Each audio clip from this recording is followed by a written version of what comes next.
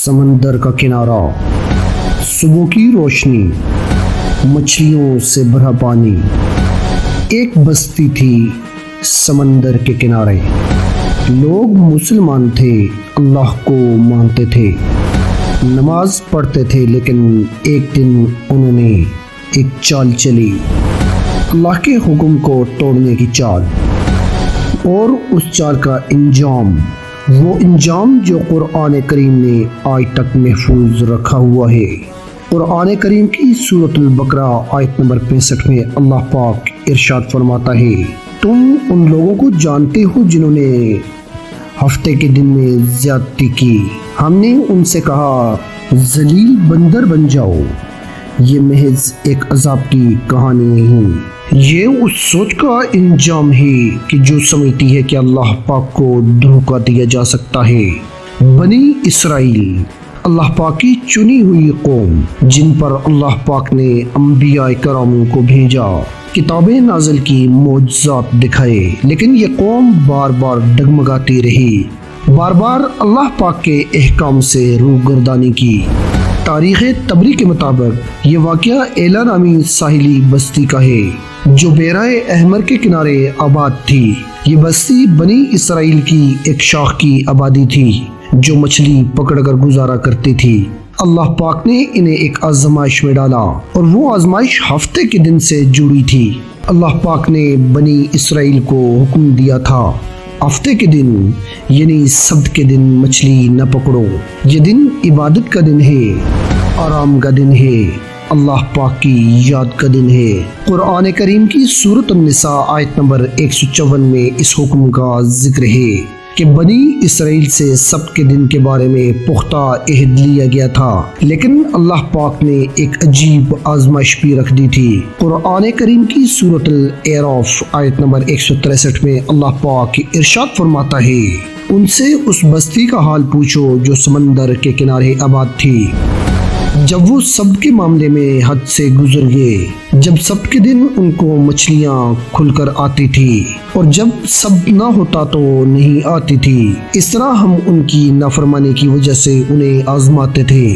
ہر ہفتے جمعے کی رات سے لے کر اتوار کی صبح تک سمندر مچھلیوں سے بھر جاتا تھا، مچھلیاں سطح پر آ جاتی تھی، جال ڈالے بغیر بھی پکڑی جا سکتی تھی، اور باقی 6 دن میں سمندر خالی ہوتا تھا۔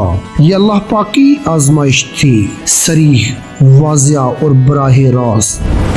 پہل سب نے اللہ پاک کا حکم مانا، لیکن پھر دنیا کی محبت نے دل میں گھر کر لیا۔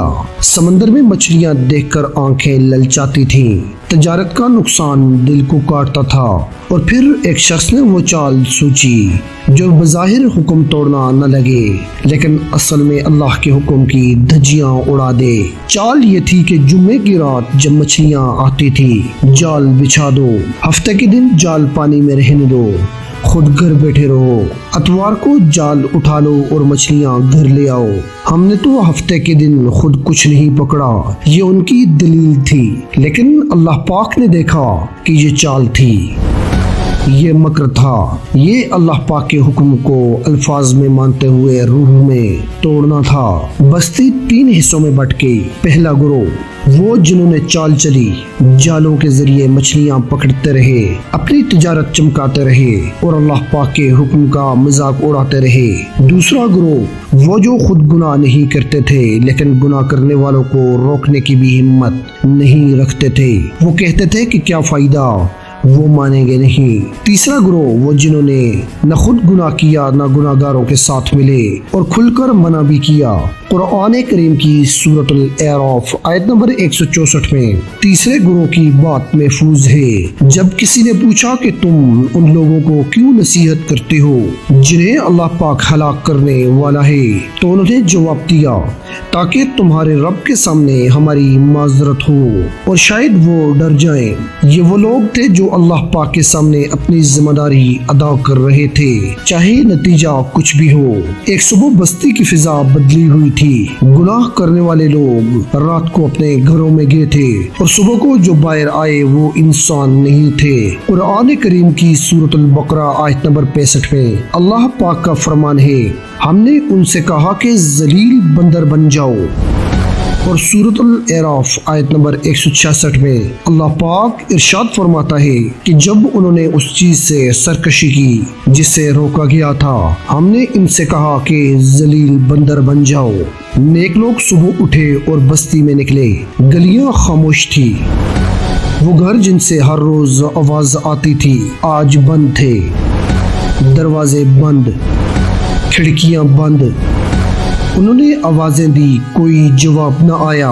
پھر دروازے کھٹکھٹائے اور جب دروازے کھلے تو وہ چہرے نہیں تھے جو کل تھے، وہ آنکھیں نہیں تھیں جو کل چمکتی تھی۔ تاریخ طبری کی روایت کے مطابق جب نیک لوگوں نے اپنے گناہگار رشتہ داروں کو پہچاننے کی کوشش کی تو وہ بندر اپنے رشتہ داروں کو پہچان کر ان کے پاس آئے، ان کے کپڑے پکڑتے، ان سے لپٹتے، جیسے کچھ کہنا چاہتے ہوں، جیسے معافی مانگنا چاہتے ہوں، لیکن الفاظ نہیں نکلتے تھے، صرف آواز تھی، اور وہ آواز بھی انسانی نہیں تھی۔ اللہ پاک نے انہیں 3 دن اس حال میں رکھا اور پھر وہ ہلاک ہو گئے۔ قرآن کریم کی سورۃ الاعراف آیت نمبر 165 میں اللہ پاک ارشاد فرماتا ہے، پھر جب انہوں نے اس نصیحت کو بھلا دیا جو انہیں دی گئی تھی، ہم نے ان لوگوں کو بچا لیا جو برائی سے روکتے تھے، اور ہم نے ظالموں کو ان کی سرکشی کے سبب سخت عذاب میں پکڑا۔ یہ کہانی ختم ہوئی لیکن اس کا سبق آج بھی زندہ ہے۔ اصحاب سبت نے کیا کیا تھا؟ انہوں نے اللہ کے حکم کو توڑا نہیں تھا، ظاہر میں انہوں نے صرف ایک قانونی رستہ نکالا تھا۔ آج کے دور میں بھی یہی ہوتا ہے، سود لیتے ہیں لیکن نام بدل دیتے ہیں، حرام کام کرتے ہیں لیکن جواز ڈھونڈتے ہیں، اللہ پاک کے حکم کو عملی مجبوری کا نام دے کر توڑتے ہیں، لیکن اللہ پاک الفاظ نہیں دیکھتا، نیتیں دیکھتا ہے۔ اللہ ظاہر نہیں دیکھتا، باطن دیکھتا ہے۔ اور اصحاب سبت کا انجام یاد دلاتا ہے کہ اللہ کو دھوکہ نہیں دیا جا سکتا۔ حکم کی روح توڑنا بھی اتنا ہی بڑا گناہ ہے جتنا حکم کا ظاہر توڑنا۔ اور سب سے بڑا سبق وہ لوگ بچ گئے کہ جنہوں نے برائی سے روکا اور جو خاموش رہے۔ ان کا ذکر قرآن میں نہیں ہے کہ وہ بچے یا نہیں۔ آج کی دنیا میں امر بالمعروف و نہی عن المنکر یعنی نیکی کا حکم دینا اور برائی سے روکنا، یہ صرف علماء کرام کا کام نہیں، ہر مسلمان کی ذمہ داری ہے۔ معزز ویورز، امید کرتا ہوں کہ آپ کو ہماری آج کی ویڈیو پسند آئی ہوگی۔ اگر آپ کو ہماری آج کی ویڈیو پسند آئی ہے تو ہمارے یوٹیوب چینل کو سبسکرائب کریں، بیل آئیکن کو پریس کرنا نہ بھولیے گا تاکہ ہر نئی آنے والی ویڈیو آپ تک پہنچ سکے۔ اپنا ڈھیر سارا خیال رکھیے گا، ملتے ہیں ایک نئی ویڈیو میں نئے ٹاپک کے ساتھ، تب تک کے لیے ہمیں دیجیے گا اجازت۔ خدا آپ کا حامی و ناصر ہو۔ السلام علیکم ورحمۃ اللہ وبرکاتہ۔